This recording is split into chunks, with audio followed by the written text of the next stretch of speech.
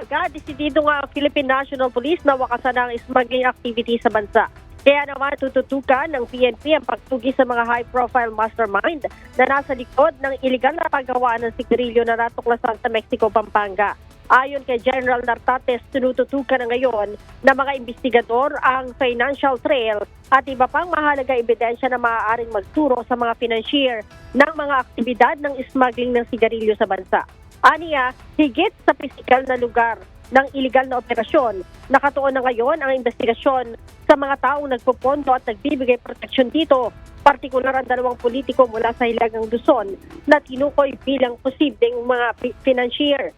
Noong 2024, sinabi ni DILG Secretary John V. Cremulya na nawalan ng pamahalaan ng nasa 30 billion pesos na kita sa buwis dahil sa smuggling ng sigarilyo.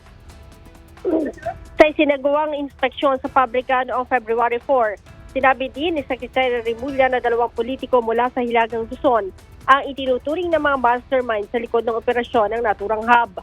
Binigyang diin naman ni General Nartates na hindi titigil ang investigasyon sa mga low-level operator at manggagawa lamang at iginiit ang pananagutan ay dapat umabot sa mga nagplano, nagpondo at nakinabang sa iligal na negosyo.